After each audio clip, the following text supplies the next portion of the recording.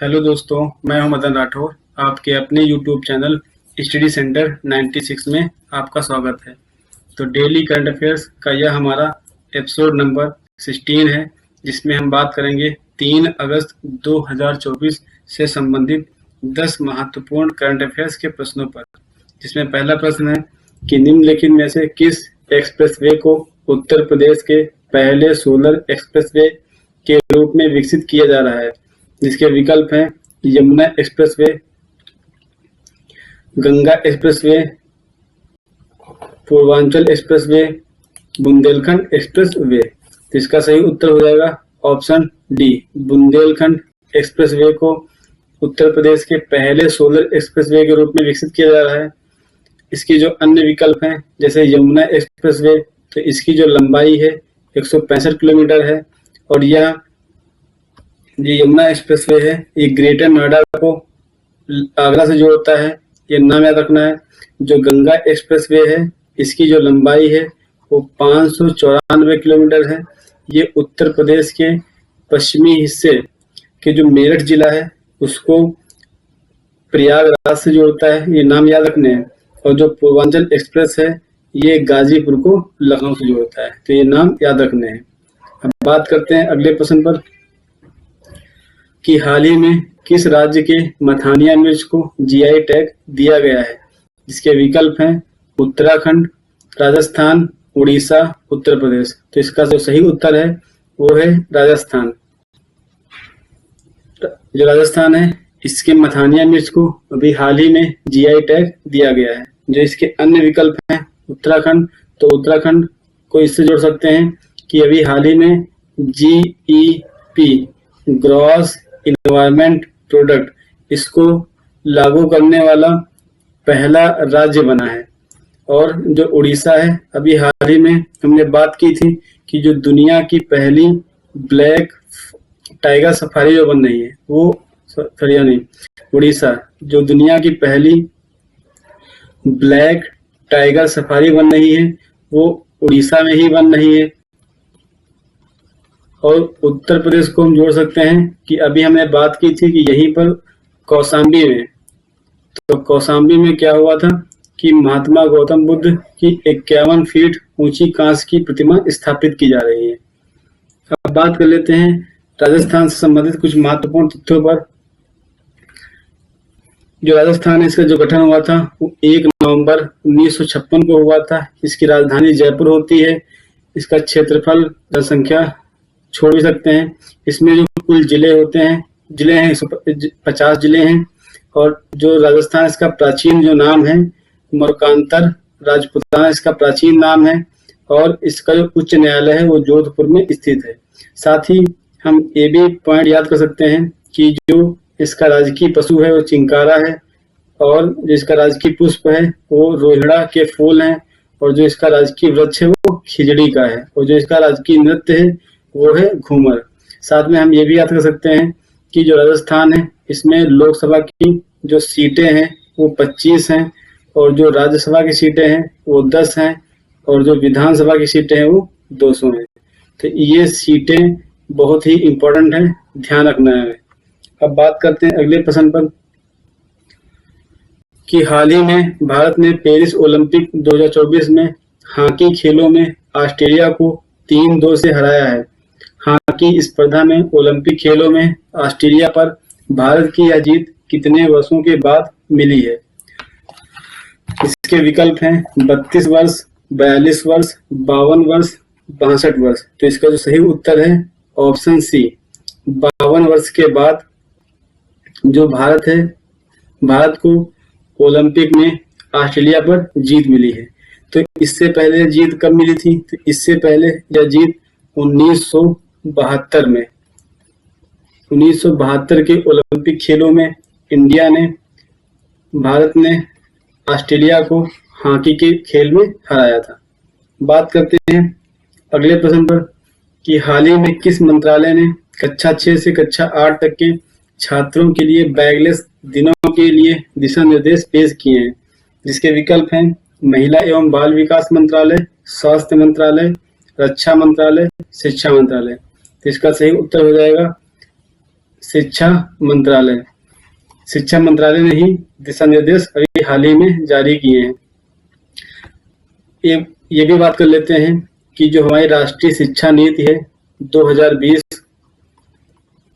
इसमें यह बात कही गई है कि जो कक्षा 6 से कक्षा 8 तक के जो बच्चे हैं उन्हें साल में या वर्ष में कभी भी 10 दिन बिना बैग बुलाया जाएगा। और उन दिनों में जो बच्चे आएंगे बिना बैग के, तो उनको जो स्थानीय व्यावसायिक कारीगर होते हैं उनसे संबंधित उनको इंटर्नशिप दी जाएगी। जैसे जो बढ़ई हो गया, मिस्त्री हो गए, उनसे संबंधित उनको इंटर्नशिप दी जाएगी इन बैगलेस दिनों के दौरान। अब बात कर लेते हैं कि वर्तमान में जो महिला एवं बाल विकास मंत्री हैं ये कौन है। तो ये है हमारी श्री अन्नपूर्णा जी, श्री अन्नपूर्णा देवी। वर्तमान में जो स्वास्थ्य मंत्री हैं ये मनसुख मांडविया हैं, मनसुख मांडविया। और जो रक्षा मंत्री हैं ये राजनाथ सिंह। और जो ये शिक्षा मंत्री हैं ये धर्मेंद्र प्रधान। बात करते हैं अगले प्रश्न पे कि हाल ही में समाचारों में देखा गया झूमुर किस राज्य में किया जाने वाला एक पारंपरिक नृत्य है। तो इसके विकल्प हैं अरुणाचल प्रदेश, असम, त्रिपुरा, मेघालय। तो इसका सही उत्तर हो जाएगा असम।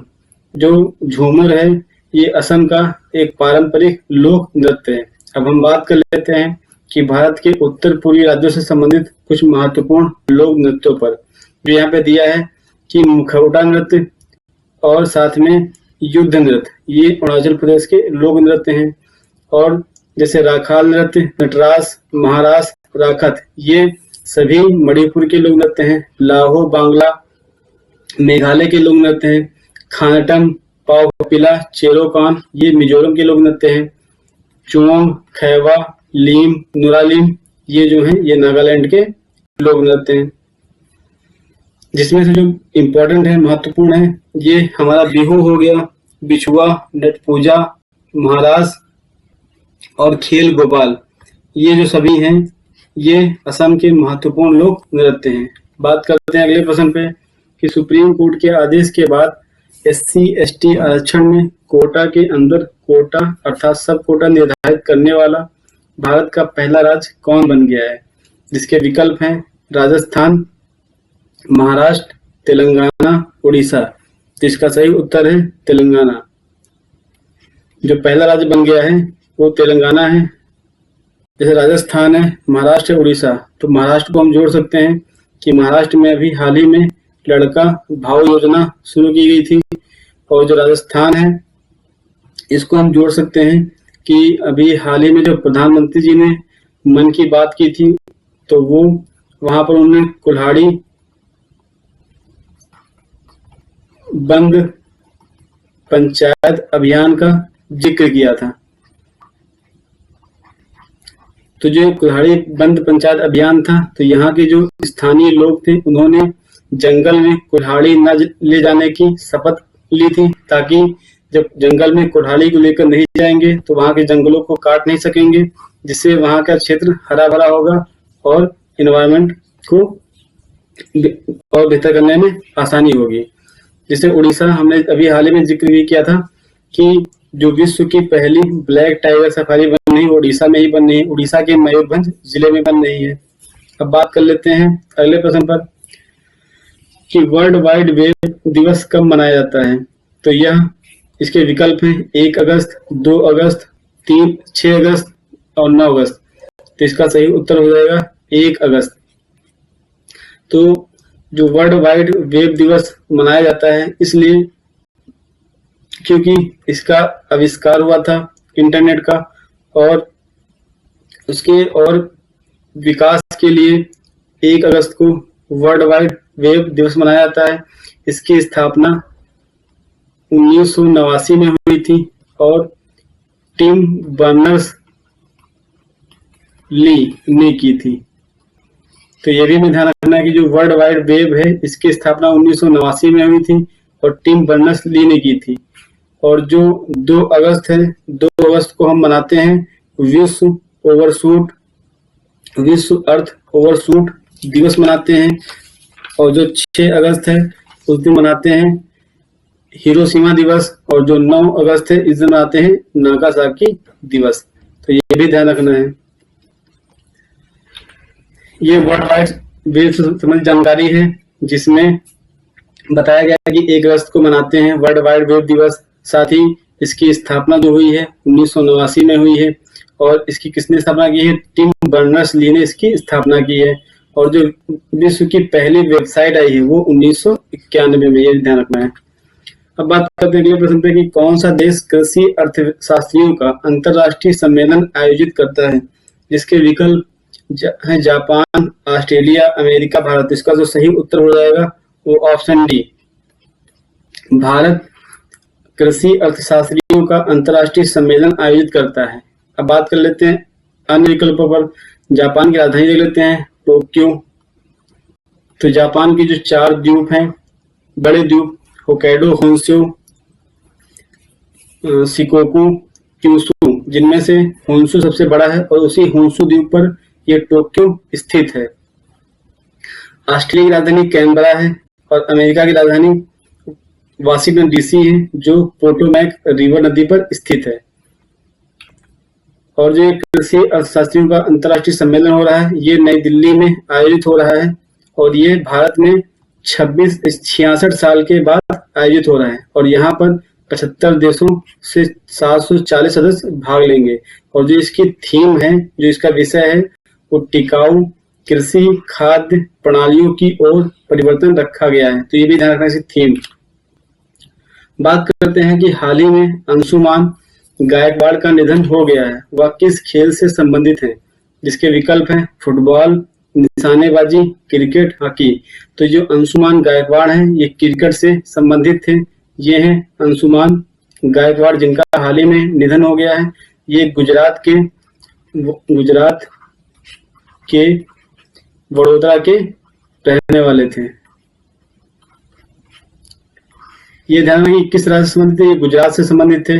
अब बात करते हैं अगले प्रश्न पर कि केंद्रीय बजट 2024-25 में राजकोषीय घाटा कितने प्रतिशत अनुमानित है?